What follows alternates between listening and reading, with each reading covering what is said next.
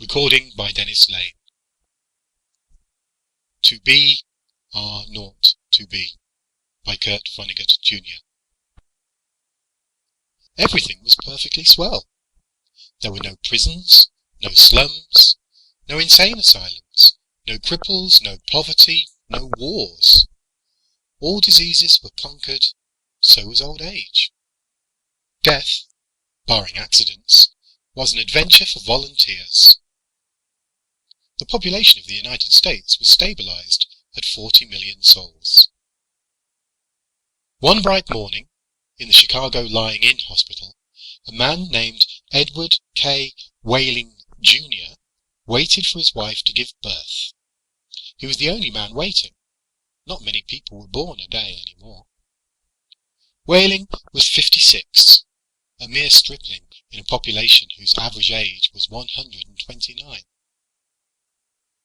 X-rays had revealed that his wife was going to have triplets. The children would be his first. Young Whaling was hunched in his chair, his head in his hand. He was so rumpled, so still and colourless as to be virtually invisible. His camouflage was perfect, since the waiting room had a disorderly and demoralised air too.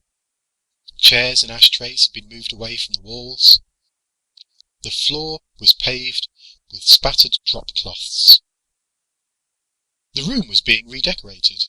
It was being redecorated as a memorial to a man who had volunteered to die. A sardonic old man, about 200 years old, sat on a stepladder painting a mural he did not like. Back in the days when people aged visibly, his age would have been guessed at 35 or so. Aging had touched him that much before the cure for aging was found. The mural he was working on depicted a very neat garden. Men and women in white, doctors and nurses, turned the soil, planted seedlings, sprayed bugs, spread fertilizer. Men and women in purple uniforms pulled up weeds, cut down plants that were old and sickly, raked leaves, carried refuse to trash burners. Never, never, never, not even in medieval Holland nor old Japan, had a garden been more formal, been better tended. Every plant had all the loam, light, water, air and nourishment it could use.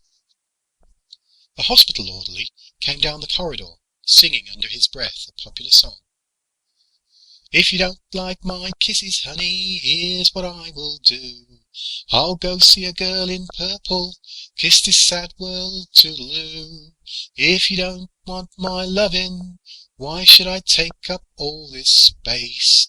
I'll get off this old planet, let some sweet baby have my place. The orderly looked in at the mural and the muralist. Looks so real, he said. I can practically imagine I'm standing in the middle of it. What makes you think you're not in it? Said the painter. He gave a satiric smile. It's called the happy garden of life, you know. That's good of Dr. Hitz, said the orderly. He was referring to one of the male figures in white, whose head was a portrait of Dr. Benjamin Hitz, the hospital's chief obstetrician. Hitz was a blindingly handsome man. A lot of faces still to fill in, said the orderly. He meant that the faces of many of the figures in the mural were still blank. All blanks were to be filled with portraits of important people on either the hospital staff or from the Chicago office of the Federal Bureau of Termination. Must be nice to be able to make pictures that look like something, said the orderly. The painter's face curdled with scorn.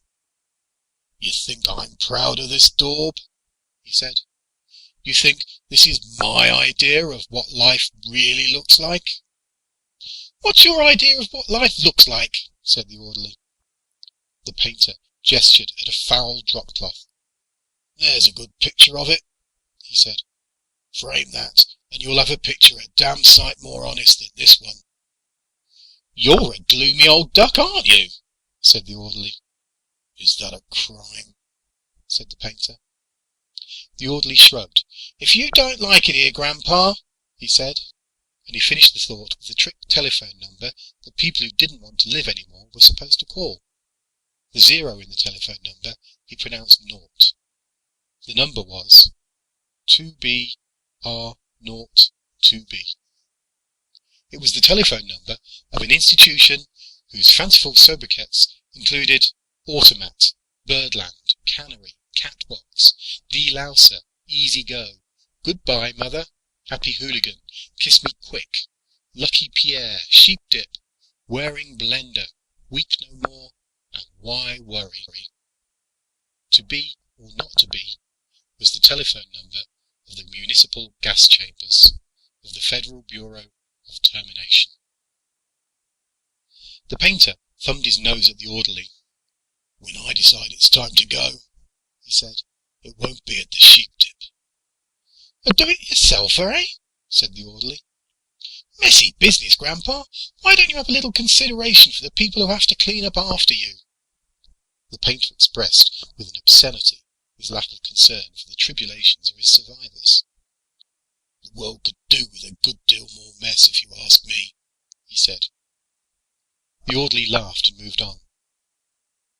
Wailing, the waiting father, mumbled something without raising his head, and then he fell silent again. A coarse, formidable woman strode into the waiting room on spike heels. Her shoes, stockings, trench coat, bag, and overseas cap were all purple, the purple the painter called the colour of grapes on Judgment Day. The medallion on her purple musette bag was the seal of the Service Division of the Federal Bureau of Termination, an eagle perched on a turnstile.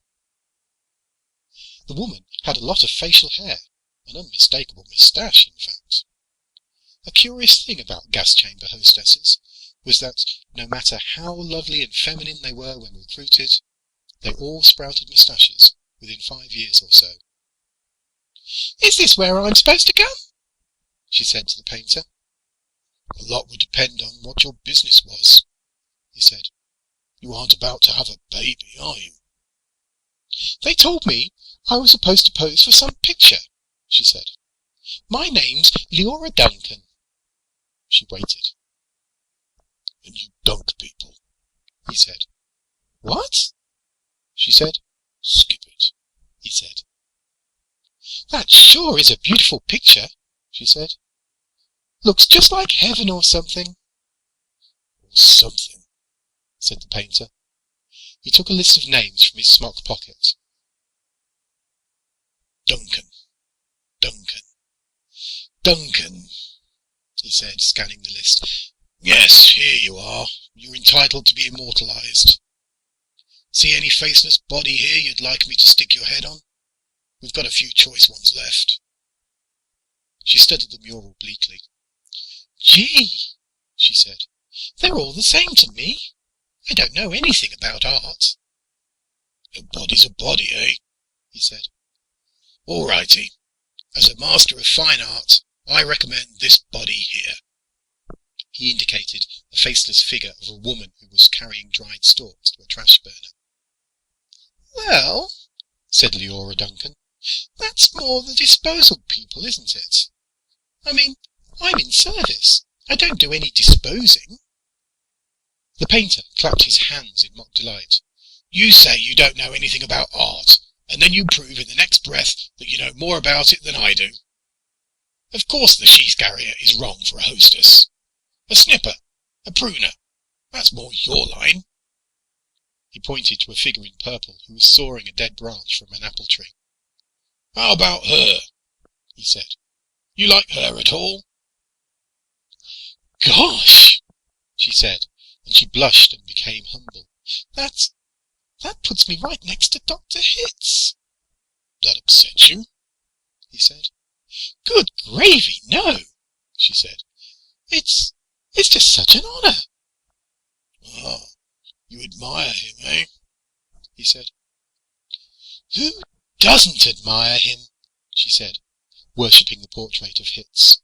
It was a portrait of a tanned, white-haired, omnipotent Zeus, 240 years old. "Who doesn't admire him?" she said again. He was responsible for setting up the very first gas chamber in Chicago." "Nothing would please me more," said the painter, "than to put you next to him for all time, sawing off a limb. That strikes you as appropriate?" "That is kind of like what I do," she said. She was demure about what she did. What she did was make people comfortable while she killed them. And while Leora Duncan was posing for her portrait, into the waiting room bounded Dr. Hitz himself. He was 7 feet tall, and he boomed with importance, accomplishments, and the joy of living. "Well, Miss Duncan," he said, and he made a joke. "What are you doing here?" he said. "This isn't where the people leave. This is where they come in." "We're going to be in the same picture together," she said shyly. "Good," said Dr. Hitz heartily. "And say, isn't that some picture?" "I sure am honoured to be in it with you," she said. "Let me tell you," he said, "I'm honoured to be in it with you. Without women like you, this wonderful world we've got wouldn't be possible." He saluted her and moved towards the door that led to the delivery rooms. "Guess what was just born?"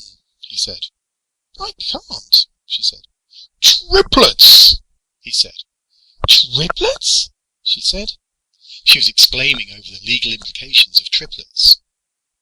The law said that no newborn child could survive unless the parents of the child could find someone who would volunteer to die. Triplets, if they were all to live, called for 3 volunteers.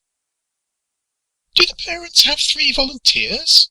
said Leora Duncan. "Last I heard," said Dr. Hitz, "they had 1, and were trying to scrape another 2 up." "I don't think they made it," she said. "Nobody made 3 appointments with us. Nothing but singles going through today, unless somebody called in after I left. What's the name?" "Whaling," said the waiting father, sitting up, red-eyed and frowsy. "Edward K. Whaling, Jr. is the name of the happy father-to-be." He raised his right hand, looked at a spot on the wall, gave a hoarsely wretched chuckle. "Present," he said. "Oh, Mr. Whaling," said Dr. Hitz. "I didn't see you." "The Invisible Man," said Whaling. "They just phoned me that your triplets have been born," said Dr. Hitz. "They're all fine, and so is the mother. I'm on my way in to see them now."